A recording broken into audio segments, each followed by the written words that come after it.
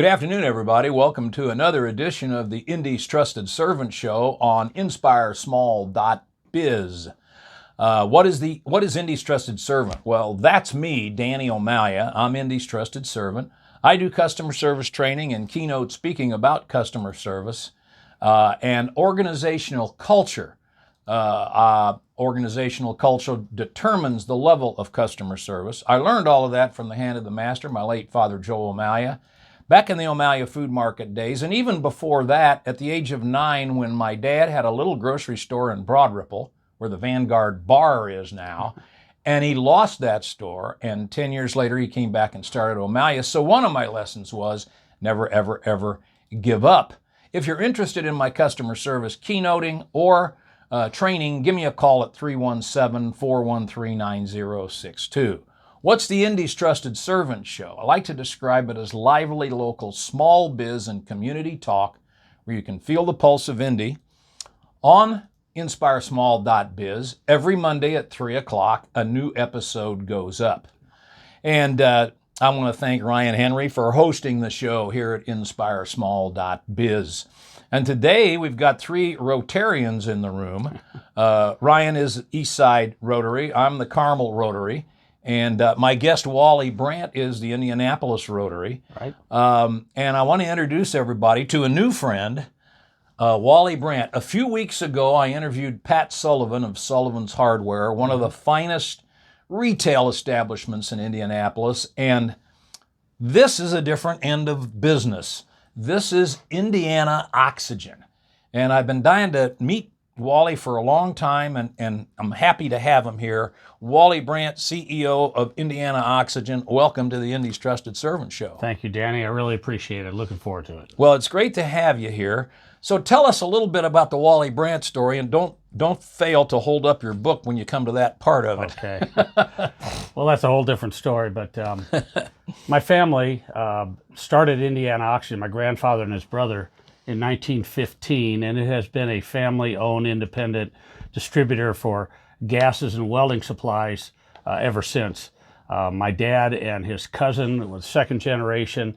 I was the only child to come into the business from the third generation, and I'm very proud to say that I've got my son and daughter, Ann and Jay, have been in the business now for 12 years. Ann is our Vice President and Corporate Counsel, and my son Jay is Vice President of Operations. Well, and let me say this, as somebody who we got through the second generation at O'Malia Food Markets and sold, didn't get into the third generation, but congratulations on 3 generations. That's not easy to do. Thank you. It really isn't. I should say it's becoming more rare and rare. Yeah. A lot of the independents in my industry seem to be so attracted to the selling out to the 5 majors that it's pretty hard to pass up. I personally am happy when that happens for one of my strong independent competitors. I think that it's a little easier knowing the playbook of our major competitors than it is a strong independent. I agree with that. But back to the Wally Brant story, Okay. Personal story. Where'd you grow up? Where'd you go to school? What'd you study? And of course, how you got in the business, that's a no-brainer, but give us a little bit of your background. All right, I'll try and make it really short. I grew up about a 3-wood shot from Butler Fieldhouse there in the Butler-Tarkenton area on Graceland Avenue and 47th Street. I went to school 86 for kindergarten. Then I went to St. Thomas Aquinas. We moved one time out to 72nd in Pennsylvania, and I transferred then to Immaculate Heart of Mary. After 1 year, Immaculate Heart got too big, so they decided we need to create a new parish, which was St. Luke. St. Luke's, yes. It took 2 years to build, so in the meantime, they shipped us over to Christ the King for 2 years. And Wow. then I finally finished my last 2 years of grade school at St. Luke. So 3 different Catholic grade schools, 4 and a public grade school as well. Five schools, K through 8. That's right. That's a lot of moving around. Well, it's kind of hard to convince people I didn't get expelled from some of them, but that, honestly, it was just one simple move and coincidence of time. I then went to high school at a brand new school, Brebeuf Jesuit.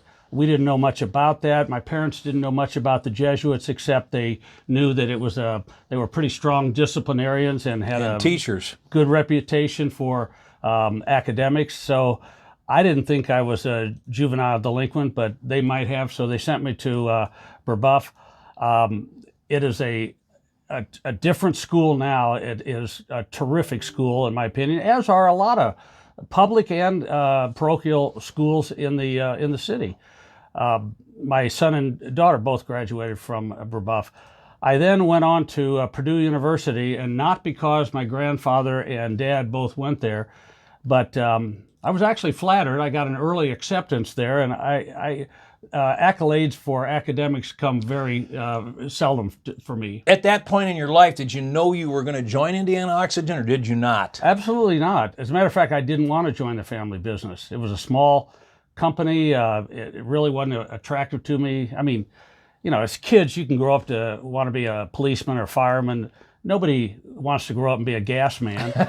So I, for a while, had my sights set on going to dental school. To be honest, I think I was more attracted to the idea of having a title of doctor. But so I started at Purdue in biology or pre-dentistry. And somewhere along the line, I found that I had a little bit of trouble with some of biology and physics, and decided to switch majors in order to graduate on time. Because you got to remember, Dan, this is back in your days and mine. Yep. The Vietnam draft was going on. You had to get out in 4 years. You had to get out in 4 years, or you lost your deferment. So in order to graduate on time, I switched to liberal arts and history major, which I never had any idea would reward me as much as it has in business. The background. Yes, because business is nothing more than relationship building. And how do you do that? You build trust, and you do it by having some common knowledge or something in common with the customer you're meeting with. And what gives you more of a broad brush exposure than liberal arts? So I didn't realize that at the time. I had, by this time, had changed my plan on going to dental school, and I decided I was going to go to law school. But Uncle Sam had other interests. I had a low draft number. As a matter of fact, my number was some people might not understand that, but back when they had the draft in the Vietnam War, they had a lottery. Lottery. That's exactly right? what it was. And if you got a low number, you were going to get drafted. And if you got a higher number, you probably wouldn't get drafted. That's right. If you had a number in the 300s, and of course, they did it by birth date. So it's 1 to 366. And they picked them out almost like a bingo Like thing. the lottery. Exactly. It was a big show. Well, my number was called in March, and so I knew I was going to be drafted at the end of June when I graduated. So I really did not want to go into the Army. Nothing against the Army, but at that time they were having a rough go in Vietnam in the rice paddies. Yeah. My dad was not a military flyer, but he was a private flyer. And so I thought, if I'm going to go, I might as well go in the Air Force and learn how to fly. So I cut a contract with them where they agreed to send me to flight school. And when I signed up, which, by the way, was 9 days before my draft notice showed up, and so my contract trumped the draft notice. Yeah, good. Yeah. I didn't read the fine print. And flight school to them meant pilot training or navigator training or helicopter pilot school. Well, when I graduated from officer training school, they said there are no pilot slots open, so I could either be a navigator or a helicopter pilot.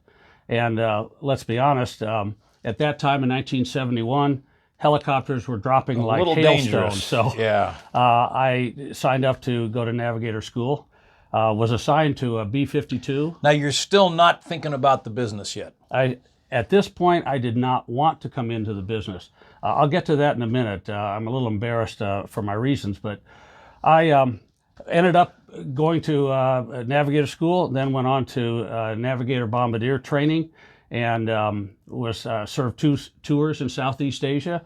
I was very fortunate that I got there on my first tour after the heavy bombing was over, and our missions were primarily along the South Vietnam-Cambodian border for the VC strongholds. The second tour, we actually never flew any bombing missions. They were all training. And then after I came back, it wasn't more than a year. Then in April of 1975, the U.S. pulled out, and 3 days later, the North invaded the South, and the South, now the United Country of Vietnam, became the third largest Air Force overnight. Really? Wow. Let me back up just a second. After the war, I was reassigned to Guam, Anderson Air Force Base, for my last 2 years. And about 9 months before I was to get out of my obligation to the Air Force, I got a call from my dad. And he asked me if I had any interest of coming into the family business. And the truth was I didn't. I was already planning on going to law school at the University of the Pacific, which is it was McGeorge Law School. And but I loved my dad and I respected him, and I said, well, I'll tell you what, let me take some leave and I'll come home, we'll talk about it. So I flew halfway around the world. 3 days later, I go, what am I thinking? This is a great opportunity to work in the family business, carry on the legacy. My dad was older. He actually How old was your dad at that point? He was probably close to 70. Okay. And that seems a little strange now since I'm over 70. But I really like the idea of coming in and helping in the family business. And I guess the rest is history because I've been there 43 years and I love it. Well, before we get into Indiana Oxygen all the way, tell us about the book. Oh, all right. and the whole baseball thing. Well, let me first of all say, Danny, that this book was, it was something I always wanted to do, but it was a result of the advance of COVID and the pandemic. It was striking people our age group the worst. Yeah. We didn't know if we would survive it. I had a lot of things I wanted to share with my kids, things that they weren't quite interested in yet, like family legacies and so forth. So I thought, I better write this stuff down in case I don't make it to the next morning. And so I started writing and remembering, and one thing led to another, and it ended up with a book about my first 30 years and my thoughts and feelings as a youngster, from kindergarten through grade school and high school and college. And I wanted them to know how I felt when I strapped into the B-52 to fly a mission. They knew I was in the Air Force. They also knew that I was on the Purdue baseball team, but I also wanted them to know that I wasn't any great baseball player and I wasn't any hero. I wanted it to be straightforward and honest.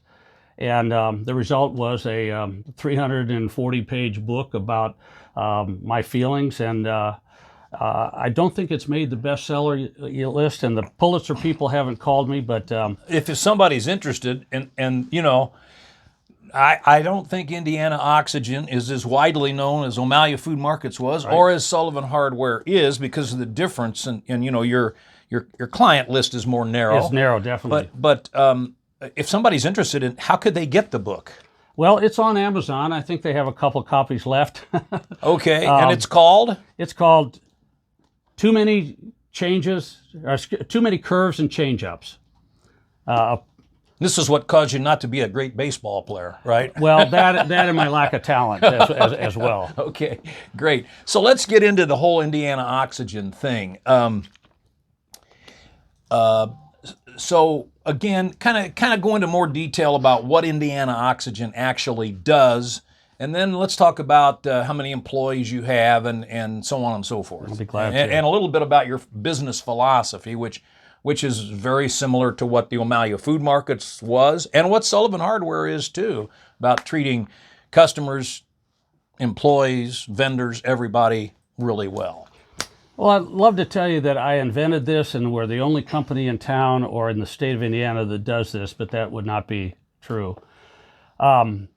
First of all, I guess the label is that Indiana Oxygen manufactures industrial, medical, and research laboratory gases, and then we also sell related welding and cutting equipment. It's a pretty narrow field. Now, the welding and cutting came along a little later in the business from our first conversation than the gas part, It did, right? but not, it followed in actually pretty quickly. Originally, it was designed to make oxygen for hospitals. Okay. But very quickly, and that was done electrolytically by separating water molecules into oxygen and hydrogen. Pretty simple process.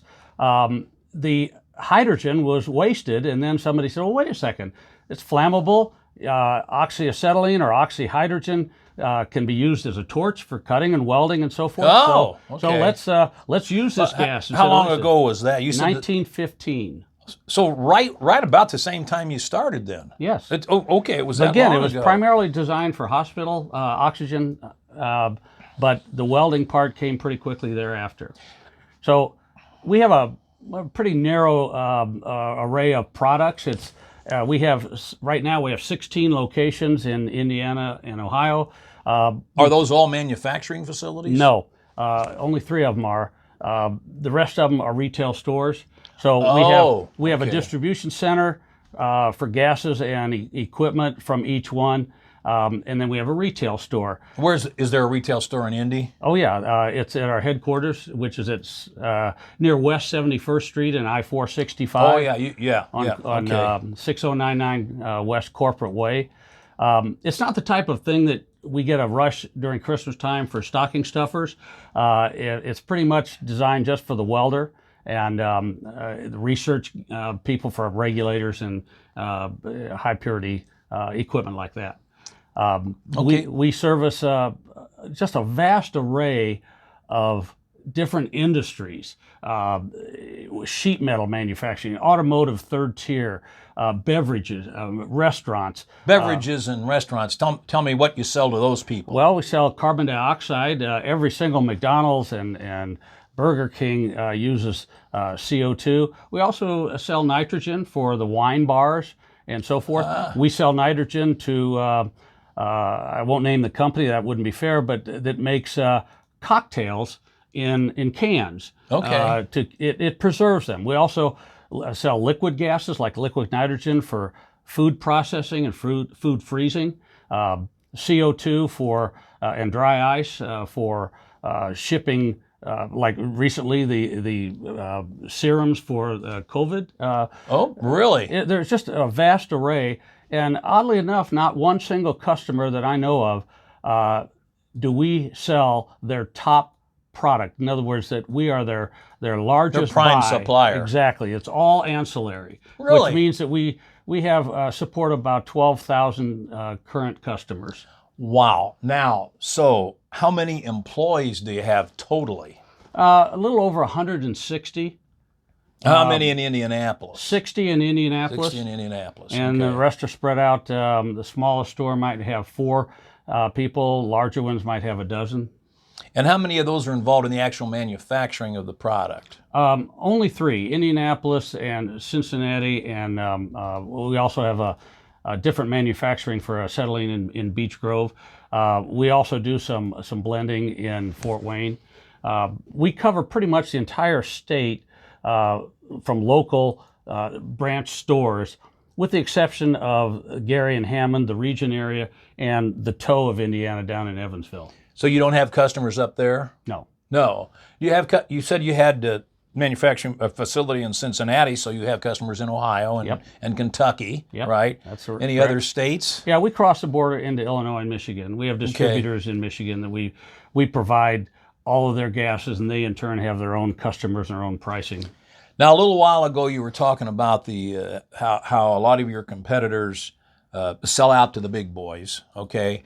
And that kind of leads me into the talking about a little bit about your philosophy of business and why you think you've been successful into the 3rd generation. Well, Danny, I don't know too many companies that haven't had highs and lows, and we've had our share of both. We had a rough time in the 70s that really culminated in 1982 and 83 when interest rates were 20%.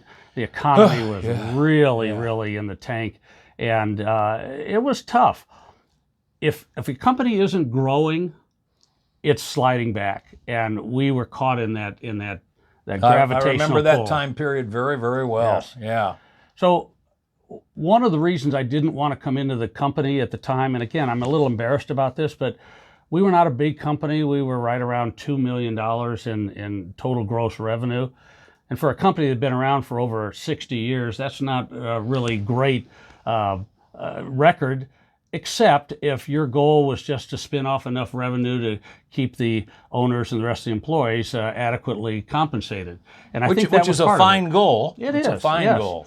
You know, big isn't necessarily best unless it's profitable and you know what to do with that profit, whether it's grow or whatever. But we were having a little bit of trouble, and because we didn't grow, our competitors in the Indianapolis area, all of whom came later than us, after 1915, were all bigger than Indiana Oxygen, and that's not a place you want to be in the marketplace. So Right. we started an effort of growing, and you have to do that by being profitable. So we did a thing that now is called continuous improvement. We didn't even know the term, but that was what it was. It's whatever our operational procedures were, or our distribution cost, or our administration, there was a better way to do it tomorrow than there is today, and we kept improving on that. Was your dad still involved at that point? Yes. Yeah, okay. My dad was involved when I came back, and we had like every family, we had a split in, let's say, philosophy. So my side of the family bought out the other side of the family, and it was under one roof, if you will. Because of that, we were able to, I think, embrace some philosophies or some strategies, if you will, for business that idea wasn't unanimous at the time. Okay. It allowed us to improve, but it also took our eye off the ball, and we really didn't realize some of the problems we had. And as a result, I'll never forget this. We had a surprise. We had the bank called our note. Oh gosh. And imagine that. Imagine all of a sudden your mortgage lender knocking on your door and saying, "Hey, you have to pay off your mortgage in total today." What year would that have been? That would have been 1983. Okay. And fortunately, we were able to get a commitment from the Small Business Association, the SBA, and our bank backed off and said, "Well, if they'll support you, then I guess we won't call your note." Now, Omaha Food Markets, this really hits close to home because, you know, the banks here started selling to other banks out of state. Yes. Did that have anything to do with this? No. Because this was the same time frame. Yes, it really didn't. Okay. What we did learn is that the loan officer assigned to each loan has a lot of authority on whether that person thinks that it's a good risk. Now, of course, he has to go through a loan committee for the loan in the first place. Yep. But if the loan officer feels that there's something going on with this company and I don't want a black mark on my account that I lost this or it went out of business. He thinks it's too big a risk. Yes. Basically. And I'm not blaming that. He has to watch his portfolio as well. And our loan officer made the assumption that we were headed in a wrong direction and we're not able to pull out from that. And of course, I felt differently, and I guess you can say our company proved him wrong, but I don't have any. Good for you guys. Yeah, I don't have any hard feelings. He was doing his job and we did ours, and obviously we changed banks. I got you. Yeah. The change in the bank thing was a big deal to all small business. Yes. Right? It was really hard to convince a bank whose headquarters is in Pittsburgh how our grocery stores could continue to compete with Kroger, Marsh, and so forth. You're in the same boat. You know, so we are. Bully for you guys. We have the same risk analysis of the customers that we give credit to as the bank does. Yeah. And so it's just a judgment call. We had a difference of opinion on that, but again, they were only doing what they felt was best for the bank. Those 100 and how many employees? 160. How many of them have been? Would you say have been with you 10 years or more? Just curious. Oh golly, I can tell you right offhand, we have about 26 that have been with us for more than 20 years, and out of that, I would say probably 18 of them are 60 years old or more. They've been around a long time. Is that a concern? Well, of course, it's a concern. Because those are key employees. They're going to be hard to replace. Yeah, We're yeah. working on that all the time. And like you, Danny, I'm proud of the fact that we try whenever we can to promote from within. One, it's the right thing to do, and two, it's a great thing for the employees to see that there is upward mobility and that there's hope. Absolutely. I'd like to be able to, with every single person that works with us, to be able to say, you have the opportunity to express your potential at this company. Now, at the same time, that pyramid gets a little narrow at the top. You know, you all can't be president, but at the same time, if somebody exercises initiative and intelligence and the desire to be able to use his talents in a broader spectrum, we would promote that person 100% of the time over somebody outside the company for obvious reasons. You've already trained. He's got the culture down. Understands the culture. Yes. Yeah. And culture is a big word. Oh. It is so important.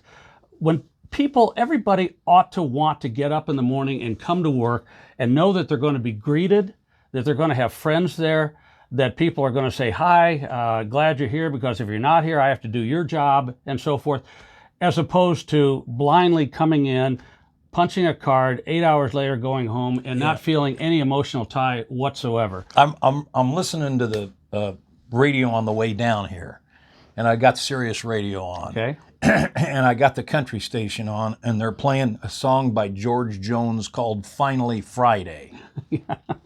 Okay? You don't want a Finally Friday culture. You want a culture what you just described, right? And I don't I don't like the song "Take This Job and Shove It" either. Johnny Paycheck. No, I never liked that song either. Good point. The culture thing is so important. My dad used to say he never did live long enough to use the word culture. He'd just say, this is what makes us who we are, right? And you can take Chick-fil-A and Southwest Airlines, Nordstrom, and you can say, why are they better than the other people? They kept their culture. Yes, they right? did. And they kept getting it better, right? They didn't lose it. They didn't have to sell out. And that's all very admirable, and that's the only way a small business can really compete with the big guys, and you can beat the big guys that way. I agree. Let me give you just an example. We have a summer intern. Intern almost implies, and these are all college students in their freshman or sophomore year, and if they're majoring in business, of course, they want to be exposed to sales and accounting and so forth. But we have our interns work inside the plant, on the dock, or pumping cylinders and so forth. And it's tough work. Those cylinders are between 140 and 180 pounds, and they have to roll those cylinders day in and day out and so forth. But we have them do that, and I tell them two things. One, everybody here in the plant, they're good people or they wouldn't be with us. But every one of them, almost everyone, probably never had the opportunity that you are going to have as a college student and soon to be a college graduate. You may be supervising people like this. That have been here a while. Exactly. Yeah. So you have two jobs. One is you have to earn their respect. You have to work as hard or more than they are. You cannot be a drag in the system. You have to work hard and pay attention to your job just as earnestly as they do. And believe me, they take their job seriously. And the second thing that you have to do is that you have to respect every one of the other co-workers, because I'm teamwork. I'm sitting in the CEO's office and so forth. But if that gas doesn't get in the cylinder and that doesn't get loaded on the truck and delivered, or if the invoice doesn't get processed or the money collected, we die. Yep. We stop dead in our tracks. And you just hit on something. This department has to work with that department. Absolutely. So the manufacturing part with the accounting part and so on and so forth. Teamwork. To that point, our production team, which includes the drivers, the pumpers, the warehouse one, and the dock, they are all in one pool in our bonus for getting the trucks out on time. Everybody that I just mentioned has a hand in that. That's culture. That's Indiana Oxygen's culture. Wally Brant, Indiana Oxygen. You got a website you want to share with folks? It's www.indianaoxygen.com. Okay, Wally Brant. Pretty difficult. Wally Brant, Indiana Oxygen. Thanks for being my guest today. Thanks, Danny. It was a pleasure. Thanks so Great much. to have you.